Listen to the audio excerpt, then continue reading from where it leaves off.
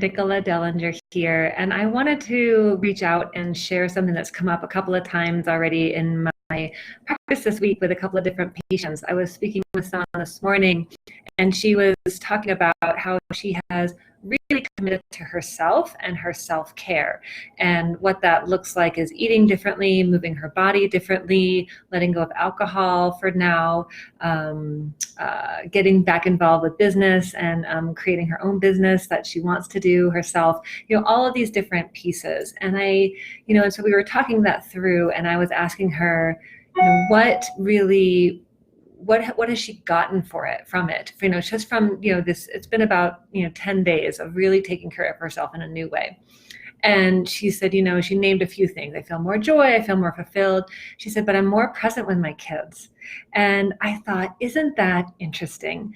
And we had this whole conversation about when we start to take care of ourselves first, this is the most important step in order to be more present in all the other areas of your life. And I can't tell you how many times I hear from people that I sit with and my friends and just conversations that are around that involve, I wish I were more present, especially more present with my kids. I was speaking with a different patient earlier in the week, and she had lost her son when he was young in an accident. And the one thing, that the guilt piece that she carries, is just that she wishes she had been more present to him when he was here. And I hear this a lot. Like, I wish I was paying more attention. I wish I was more engaged, more attentive to my partner, to my friends, to my children, to my dog, whomever.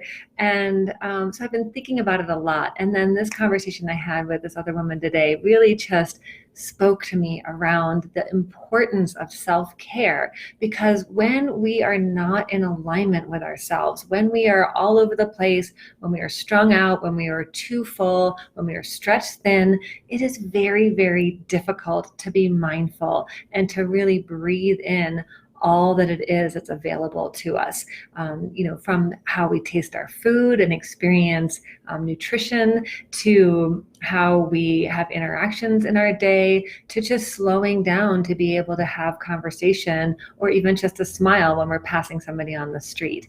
And these are the things that we can do to be more mindful without adding it as a to-do list. Like, I've got to figure out 20 minutes to sit and be mindful. It's not about that. Maybe that's something that can contribute to your world and allow you to be more mindful in other places. But it's really the idea of being more present to your life, this life that could end at any minute. The first step in that is taking better care of yourself, so that there's more of you that can show up and more of you that can be fed and nurtured by being more present to all the experiences in your life.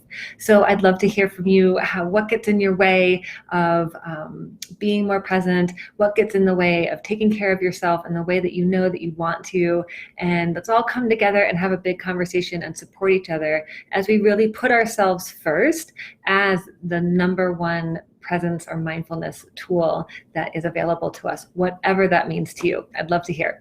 Thanks so much for listening, and I can't wait to connect with you again soon. Bye-bye.